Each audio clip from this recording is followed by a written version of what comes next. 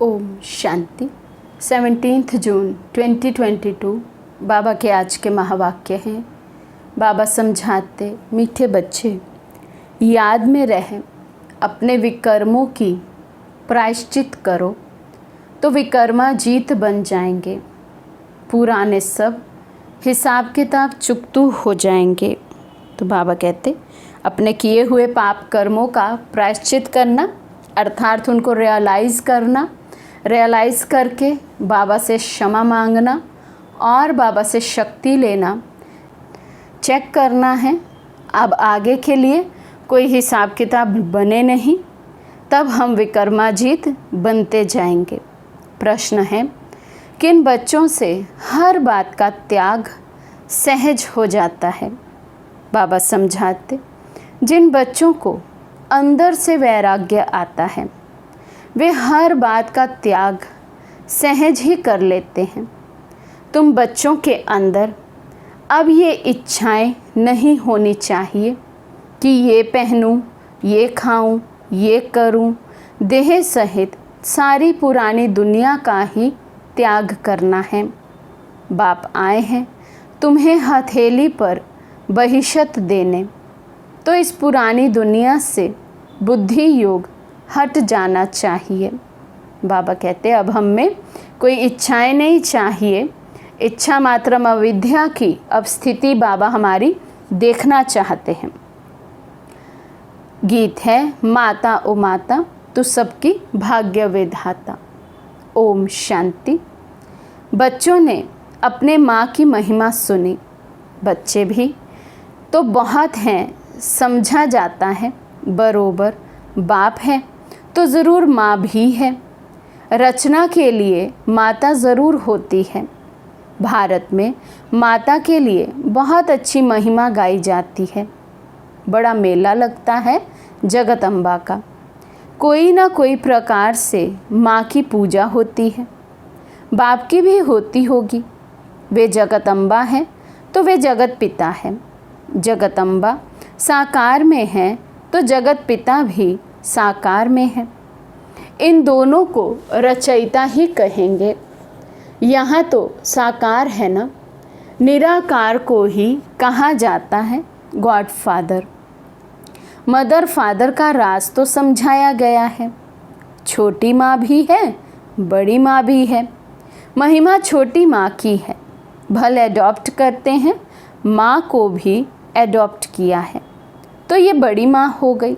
ब्रह्मा बाबा हमारी बड़ी माँ है, लेकिन भक्ति में जास्ती महिमा बाबा कहते छोटी माँ, अर्थात जगदम्बा माँ सरस्वती, जिन्हें हम मम्मा कहते हैं, तो उनकी है। बाबा कहते भल उन्हें भी शिव बाबा ने ब्रह्मा माँ के द्वारा ही एडॉप्ट किया है, परंतु महिमा सारी छोटी माँ की है। ये भी बच्चे जानते हैं हर एक को अपने कर्म भोग का हिसाब किताब चुकतू करना है, क्योंकि विकर्मा जीत थे, फिर रावण ने विकर्मी बना दिया है। विक्रम संवत भी है तो विकर्मा जीत संवत भी है। पहला आधा कल्प विकर्मा जीत कहेंगे, फिर आधा कल्प विक्रम संवत शुरू होता है। अभी तुम बच्चे विकर्मों पर जीत पाकर विकर्मा जीत बनते हो। पाप जो हैं उनको योग बल से प्रायश्चित करते हैं। प्रायश्चित होता ही है याद से। जो बाप समझाते हैं कि बच्चे याद करो तो पापों का प्रायश्चित हो जाएगा, अर्थात कट उतर जाएगी। सिर पर पापों का बोझा बहुत है, जन्म जन्मांतर का। समझाया गया है कि जो नंबर 1 में पुण्य आत्मा बनता है वही फिर नंबर 1 पाप आत्मा भी बनता है। उनको बहुत मेहनत करनी पड़ेगी, क्योंकि शिक्षक बनते हैं सिखाने के लिए, तो ज़रूर मेहनत करनी पड़ेगी। बीमारी आदि होती है तो अपने ही कर्म कहे जाते हैं। अनेक जन्मों के विकर्म किए हैं, इस कारण भोगना होती है। इसलिए कभी भी इससे डरना नहीं है, खुशी से पास करना है, क्योंकि अपना ही किया हुआ हिसाब किताब है। प्रायश्चित होना ही है। एक बाप की याद से। जब तक जीना है तब तक तुम बच्चों को ज्ञान अमृत पीना है, योग में रहना है, विक्रम है तब तो खांसी आदि होती है, खुशी होती है। यहाँ ही सब हिसाब खत्म रह जाएंगे तो पास विद ऑनर नहीं होंगे। अब ब्रह्मा बाबा अपना अनुभव सुना रहे हैं। बाबा को भी कितनी खांसी आदि होती थी, लेकिन बाबा कहते हैं ये होती है तो मुझे और ही खुशी होती है कि इसी तरह से ही सब हिसाब किताब चुकतू हो जाएंगे। यदि कोई रह गए तो फिर लास्ट में पास विद ऑनर नहीं हो पाएंगे, तो अच्छा ही है। बीमारी आदि आना भी बाबा कहते अच्छा है। मोचरा खाकर मानी मिले तो भी बेइज्जती है ना। अनेक प्रकार के दुख की भोगना होती है। यहाँ अनेक प्रकार के दुख का पारावार नहीं, वहाँ सुख का पारावार नहीं रहता। नाम ही है स्वर्ग। क्रिश्चियन लोग कहते हैं हेवन, हेवनली गॉड फादर। इन बातों को तुम जानते हो। निवृत्ति मार्ग वाले सन्यासी तो कह देते हैं कि ये सब काग विष्टा समान सुख है। इस दुनिया में बरोबर ऐसा है, भल कितना भी किसी को सुख हो, परंतु वे है अल्पकाल का सुख। स्थायी सुख तो बिल्कुल नहीं है। बैठे बैठे आपदाएं आ जाती हैं, हार्ट फेल हो जाती है। आत्मा एक शरीर छोड़ दूसरे में जाकर प्रवेश करती है तो शरीर आपे ही मिट्टी हो जाता है। जानवरों के शरीर फिर भी काम में आते हैं, मनुष्य का काम नहीं आता है। तमो प्रधान पतित शरीर कोई काम का नहीं, कौड़ियों मिसल है। देवताओं के शरीर हीरे मिसल है, तो देखो उन्हों की कितनी पूजा होती है। ये समझ अभी तुम बच्चों को मिली है। ये है बेहद का बाप जो मोस्ट बिलवड है, जिसको फिर आधा कल्प याद किया है। जो ब्राह्मण बनते हैं वही बाप से वर्षा लेने के हकदार होते हैं। सच्चे ब्राह्मण बहुत प्योर होने चाहिए। सच्चे गीता पाठी को पवित्र तो रहना ही है। वे झूठे गीता पाठी पवित्र नहीं रहते। अब गीता में तो लिखा हुआ है काम महाशत्रु है, फिर खुद गीता सुनाने वाले पवित्र कहाँ रहते हैं। गीता है सर्वशास्त्रमयी शिरोमणि, जिससे बाप ने कौड़ी से हीरे तुल्य बनाया है। ये भी तुम समझते हो, गीता पाठी नहीं समझ सकते। वे तो तोते मुआफिक पढ़ते रहते। महिमा सारी है ही एक की, और किसी चीज़ की महिमा है नहीं। ब्रह्मा विष्णु शंकर की भी नहीं। तुम उनके आगे कितना भी माथा टेको, उनके आगे बलि चढ़ो, तो भी वर्षा नहीं मिलेगा। काशी में काशी कलवट खाते हैं ना, अभी गवर्नमेंट ने बंद करा दिया है, नहीं तो बहुत काशी कलवट खाते थे। कुएं में जाकर कूदते थे, कोई देवी पर बलि चढ़ते थे, कोई शिव पर। देवताओं पर बलि चढ़ने का कोई फ़ायदा नहीं। काली पर बलि चढ़ते, काली को कितना काला काला बना दिया है। अभी तो है सभी आयरन एज्ड, जो पहले गोल्डन एज्ड थे। अम्बा एक को ही कहा जाता है, पिता को कभी अम्बा नहीं कहेंगे। अब ये कोई भी नहीं जानते। जगत अम्बा सरस्वती ब्रह्मा की बेटी है। ब्रह्मा ज़रूर प्रजापिता ही होगा, सूक्ष्म वतन में तो नहीं होगा। समझते भी हैं सरस्वती ब्रह्मा की बेटी है। ब्रह्मा की स्त्री तो बताते नहीं। बाप समझाते हैं, मैंने इस ब्रह्मा द्वारा बेटी सरस्वती को एडॉप्ट किया है। बेटी भी समझती है, बाप एडॉप्ट करते हैं। ब्रह्मा को भी एडॉप्ट किया है। ये बहुत गुहिया बात है जो कोई की भी बुद्धि में नहीं है। बाप तुमको अपना भी अंत बैठकर देते हैं, सो तो ज़रूर सन्मुख ही देंगे ना, प्रेरणा से थोड़ी देंगे। भगवान उवाच, हे बच्चे, सो ज़रूर साकार में आवे तब तो कहेंगे ना। निराकार बाप इन द्वारा बैठ पढ़ाते हैं, ब्रह्मा नहीं पढ़ाते। ब्रह्मा को ज्ञान सागर नहीं कहा जाता है, एक ही बाप को कहा जाता है।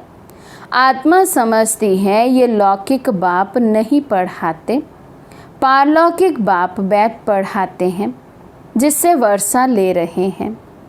वैकुंठ को परलोक नहीं कहा जाता, वे है अमरलोक, ये है मृत्युलोक। परलोक अर्थात जहाँ हम आत्माएं रहती हैं, ये परलोक नहीं है।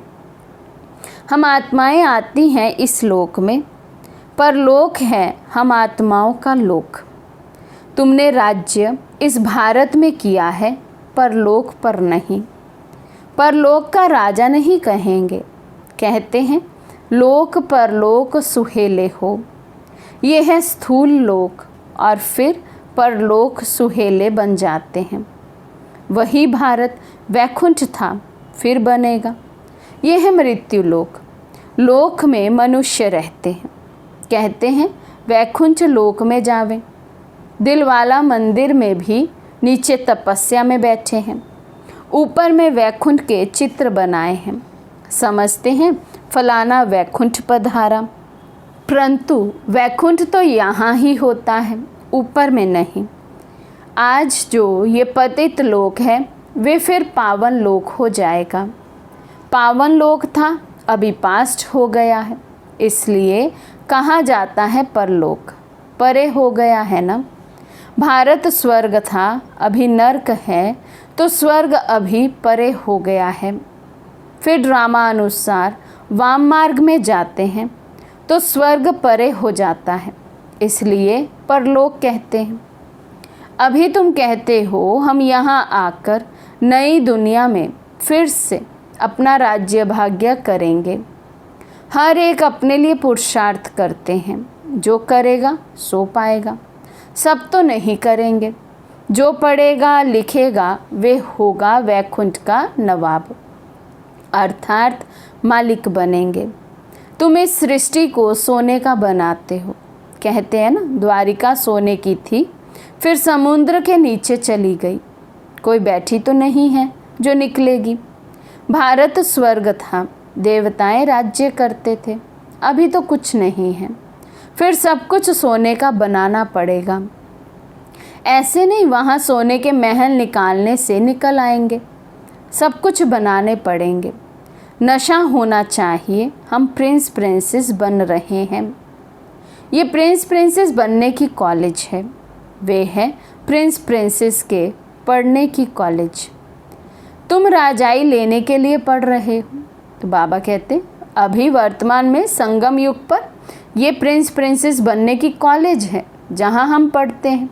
और भविष्य सतयुग में जो पाठशाला होगी, स्कूल होगी, तो वो प्रिंस प्रिंसेस जाकर वहाँ पढ़ेंगे। माना यहाँ हम प्रिंस प्रिंसेस बनने का पुरुषार्थ कर रहे हैं, वहाँ जाकर बन जाएंगे। तुम राजाई लेने के लिए पढ़ रहे हो, वे पास्ट जन्म में दान पुण्य करने से राजा के घर में जन्म ले प्रिंस बने हैं। वे कॉलेज कितनी अच्छी होगी, कितने अच्छे कोच आदि होंगे, टीचर के लिए भी अच्छा कोच होगा। सतयुग त्रेता में जो प्रिंस प्रिंसेस होंगे, उन्हों का कॉलेज कितना अच्छा होगा। कॉलेज में तो जाते होंगे ना, भाषा तो सीखेंगे ना। उन सतयुगी प्रिंस प्रिंसेस का कॉलेज और द्वापर के विकारी प्रिंस प्रिंसेस का कॉलेज देखो, और तुम प्रिंस प्रिंसेस बनने वालों का कॉलेज देखो, कैसा साधारण है। 3 पैर पृथ्वी भी नहीं मिलती है। तुम जानते हो वहाँ प्रिंस कैसे जाते हैं कॉलेजेस में, वहाँ पैदल भी नहीं करना पड़ता, महल से निकले और ये एरोप्लेन उड़ा। वहाँ की कैसी अच्छी कॉलेजेस होंगी, कैसे सुंदर बगीचे महल आदि होंगे। वहाँ की हर चीज़ नई, सबसे ऊंच नंबर 1 होती है। 5 तत्व ही सतो प्रधान हो जाते हैं। तुम्हारी सेवा कौन करेंगे? ये 5 तत्व अच्छे से अच्छी चीज़ तुम्हारे लिए पैदा करेंगे। जब कोई फल बहुत अच्छा कहाँ से निकलता है तो वे राजा रानी को सौगात भेजते हैं। यहाँ तो तुम्हारा बाप शिव बाबा है सबसे ऊंच, उनको तुम क्या खिलाएंगे? ये कोई भी चीज़ की इच्छा नहीं रखते, ये पहनूं, ये खाऊं, ये करूं। तुम बच्चों को भी ये इच्छाएं नहीं होनी चाहिए। यहाँ ये सब किया तो वहाँ वे कम हो जाएगा। अभी तो सारी दुनिया का त्याग करना है, देह सहित सब कुछ त्याग। वैराग्य आता है तो त्याग हो जाता है। बाबा कहते हैं, मैं तुम बच्चों को हथेली पर बहिशत देने आया हूँ। तुम जानते हो बाबा हमारा है तो ज़रूर उनको याद करना पड़े। जैसे कन्या की सगाई होती है या लगन जुटती है तो कभी नहीं कहेंगे कि हम पति को याद नहीं करती, क्योंकि वे लाइफ का मेल हो जाता है। वैसे ही बाप और बच्चों का मेल होता है, परंतु माया भुला देती है। बाप कहते हैं मुझे याद करो और वर्षे को याद करो, इसमें मुक्ति, जीवन मुक्ति आ जाती है। फिर तुमसे ये भूल क्यों जाता है? इसमें है बुद्धि का काम। ज़बान से भी कुछ बोलना नहीं है और निश्चय करना है। हम जानते हैं पवित्र रह पवित्र दुनिया का वर्षा लेंगे। इसमें समझने की बात है, बोलने की बात नहीं। हम बाबा के बने हैं। शिव बाबा पतितों को पावन बनाने वाला है। कहते हैं मुझे याद करते रहो, इसका अर्थ ही है मन मना भव। उन्होंने फिर कृष्ण भगवानुवाच लिख दिया है, पतित पावन तो एक ही, सर्व का सद्गति दाता एक, एक को ही याद करना है। कहते हैं मुझे एक बाप को भूलने के कारण कितनों को याद करते रहते हो। अभी तुम मुझे याद करो तो विक्रमाजीत राजा बन जाएंगे। विक्रमाजीत राजा और विक्रमी राजा का फर्क भी बताया ना। पूज्य से पुजारी बन जाते, नीचे आना ही है। वैश्य वंश फिर शूद्र वंश। वैश्यवंशी बनना माना वाम मार्ग में आना। हिस्ट्री ज्योग्राफी तो सारी बुद्धि में है, इस पर कहानियाँ भी बहुत हैं। वहाँ मोह की भी बात नहीं रहती। बच्चे आदि बहुत मौज में रहते हैं, ऑटोमेटिक अच्छी रीति पलते हैं, दास दासियों को आगे रहते ही हैं। तो अपनी तकदीर को देखो कि हम ऐसी कॉलेज में बैठे हैं जहाँ से हम भविष्य में प्रिंस प्रिंसेस बनते हैं। फ़र्क तो जानते हो ना, वे कलयुगी प्रिंस प्रिंसेस, वे सतयुगी प्रिंस प्रिंसेस, वे महारानी महाराजा, वे राजा रानी। बहुतों के नाम भी हैं लक्ष्मी नारायण, राधे कृष्ण। फिर उन लक्ष्मी नारायण और राधे कृष्ण की पूजा क्यों करते हैं? नाम तो एक ही है ना। बहुत से मनुष्य आत्माएं भी ऐसी हैं जिन्होंने बाबा कहते अपने नाम ऐसे रखे होते, राधे कृष्ण, लक्ष्मी नारायण। बाबा कहते केवल नाम रखने से यदि कोई बन जाए, फिर उनको जिनको मंदिरों में पूजते हैं, जो ओरिजिनल लक्ष्मी नारायण का यादगार स्वरूप है, उनको क्यों पूजते? फिर नाम तो एक ही है, लेकिन गुणों में कितना अंतर है। हाँ, वे स्वर्ग के मालिक। अभी तुम जानते हो कि ये नॉलेज शास्त्र में नहीं है। अभी तुम समझ गए हो यज्ञ, तप, दान, पुण्य आदि में कोई सार नहीं है। ड्रामा अनुसार दुनिया को पुराना होना ही है। मनुष्य मात्र को तमो प्रधान बनना ही है। हर बात में तमो प्रधान, क्रोध, लोभ, सब में सबसे तमो प्रधान। हमारे टुकड़े पर इनका दखल क्यों? मारो गोली। कितनी मारामारी करते हैं, आपस में कितना लड़ते हैं, एक दो का खून करने में भी देरी नहीं करते हैं। बच्चा समझता कहाँ बाप मरे वर्षा मिले। ऐसी तमो प्रधान दुनिया का अब विनाश होना ही है, फिर सतो प्रधान दुनिया आएगी। अच्छा, मीठे मीठे सिके लदे बच्चों प्रति माता पिता बाप दादा का याद प्यार और गुड मॉर्निंग। रूहानी बाप की रूहानी बच्चों को नमस्ते।